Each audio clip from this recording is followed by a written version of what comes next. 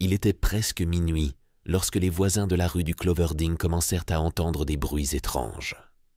D'abord, ils pensèrent à des sanglots, des pleurs étouffés, mais très vite, ces bruits se transformèrent en cris. Des cris courts, aigus, presque inarticulés. Puis, soudain, un silence glaçant envahit la rue. Un silence lourd, angoissant. Personne n'osa sortir. Ce silence semblait dévorer la nuit. Tout le monde connaissait la maison au bout de la rue, celle de Claire et Mathieu Dervaux. Un couple sans histoire, du moins en apparence. Claire, 29 ans, infirmière, douce et aimée de tous, enceinte de 8 mois d'une petite fille qu'ils avaient prévu de nommer Élise. Mathieu, son mari, professeur de mathématiques, discret, réservé, toujours poli. Leur vie semblait suivre son cours, normal, voire banal. Mais derrière cette façade de bonheur et de tranquillité, une ombre grandissait. Depuis plusieurs semaines, Claire ne dormait plus. Elle disait entendre des voix dans la maison, des murmures, des bruits de pas dans le grenier. Ces bruits l'obsédaient, la rongeaient. Elle notait tout dans un carnet noir qu'elle cachait sous son oreiller. Des phrases sans logique, des dessins, des silhouettes, des yeux. Au début, Mathieu pensait que ce n'était rien de plus qu'une dépression liée à sa grossesse. Mais Claire refusait de consulter un médecin, affirmant que le mal venait d'ailleurs, pas d'elle. « Tu l'as réveillé », disait-elle parfois, sans jamais expliquer de qui il s'agissait. Un jour, Claire ne se rendit pas à sa consultation prénatale. L'hôpital tenta de la joindre, sans succès. Le même soir, Mathieu appela son frère, lui confiant qu'il pensait quitter la maison pour quelques jours.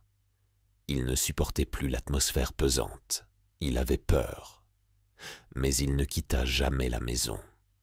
Le lendemain, Claire se présenta seule au commissariat, couverte de sang séché.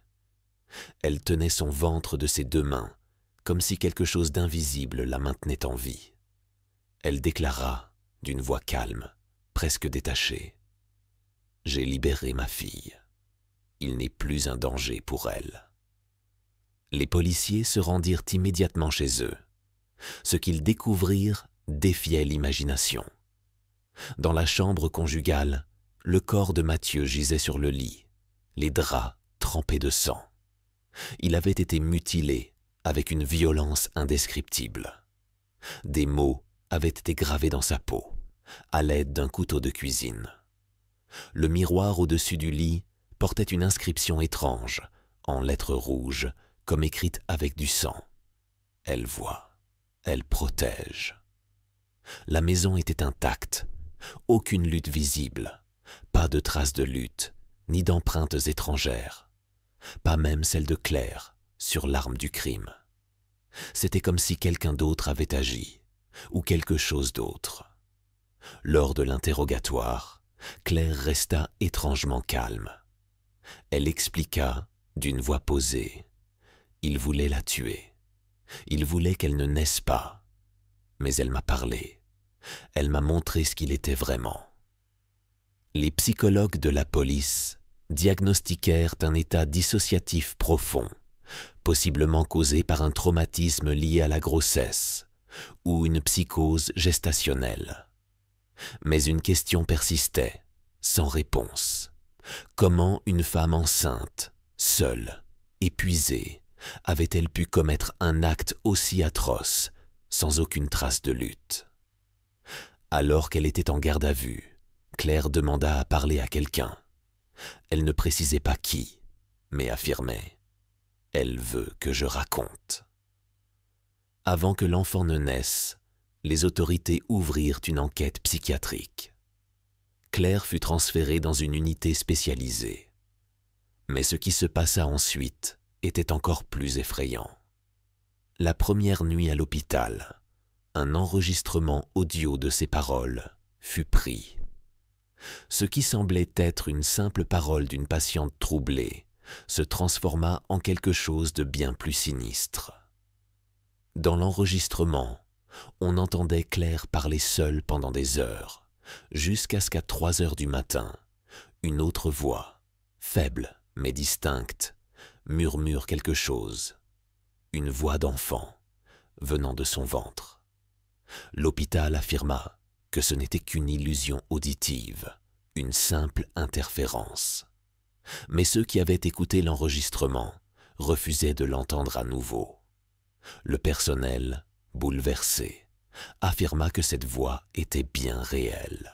Les jours passèrent, mais Claire ne se calmait pas. Chaque nuit, elle parlait à son ventre, parfois doucement, comme une mère rassurante, parfois avec une voix brisée, cassée, comme si elle recevait des ordres. Une infirmière raconta avoir vu Claire, un soir, en train d'écrire sur les murs de sa cellule avec son propre sang. Elle avait arraché l'une de ses ongles pour obtenir cette liqueur rouge.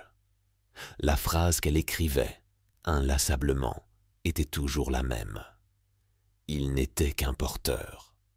Elle naîtra libre. Une phrase étrange, presque prophétique, qui hantait les couloirs de l'hôpital. Puis, le 23 mars, soit 9 jours après son arrestation, Claire entra en travail. Ce fut une nuit de tempête. Les lumières de l'hôpital clignotaient sans raison. Les appareils informatiques se bloquaient inexplicablement. 3 sages-femmes refusèrent d'assister à l'accouchement. Une seule resta. Elle s'appelait Amandine. Jeune, courageuse, croyante. Elle se souviendrait toujours de cette nuit qui ne ressemblait en rien à un accouchement normal. Elle dira plus tard, ce n'était pas un accouchement, c'était un rituel. À 3 heures du matin, une petite fille naquit, saine et sauve. Mais il y avait quelque chose de profondément étrange. Pas un cri, pas une larme, un silence total. La petite ouvrit les yeux immédiatement, fixant Amandine avec une intensité qu'elle n'oublierait jamais. Claire souriait, les yeux fermés. Elle murmura doucement « Elle est là. Elle t'a vu. » Amandine quitta la salle d'accouchement, bouleversée. Elle ne comprenait pas ce qu'elle venait de vivre. Une présence froide, ancienne, lourde, comme si la petite fille n'était pas simplement un bébé, mais quelque chose de plus, quelque chose d'inexplicable. Claire refusa de donner un nom à l'enfant. Elle disait que ce n'était pas à elle de le faire, que la véritable mère viendrait bientôt. L'étrangeté ne s'arrêta pas là. La psychologue de l'établissement découvrit un détail terrifiant dans les dossiers psychiatriques de Claire. À l'âge de 9 ans, Claire avait survécu à un incendie dans une vieille ferme. Sa famille était morte dans les flammes. Mais déjà à cet âge-là, un comportement étrange avait été observé. Claire parlait à son ventre, comme si quelque chose y vivait déjà. Les pompiers qui avaient secouru Claire rapportèrent un détail glaçant. Avant qu'ils ne la sortent des flammes, la petite fille avait murmuré une phrase qui ressurgit dans les rapports. Elle ne brûle pas, elle attend. Le lien entre ces deux événements était désormais évident, mais trop tard. 3 jours plus tard, Claire fut retrouvée morte dans sa cellule. Aucune blessure, aucun poison. Son cœur s'était simplement arrêté de battre. Quant à l'enfant, elle fut transférée dans un foyer d'accueil. Mais chaque famille qui tenta de l'adopter fit face à des incidents étranges. Des cauchemars récurrents, une perte de mémoire inexplicable, des objets qui se déplaçaient seuls, des animaux morts sans raison apparente. Après le 4e abandon, le dossier fut classé confidentiel. Aujourd'hui, la petite fille a 6 ans. Elle ne parle toujours pas. Elle écrit des symboles, des noms, des choses qu'elle ne devrait pas connaître. Et parfois, la nuit, on l'entend murmurer à son ventre. Elle attend. Si vous avez été captivé par cette histoire, laissez un commentaire et dites-nous ce que vous en pensez. N'oubliez pas de vous abonner pour ne rien manquer de nos prochains récits effrayants.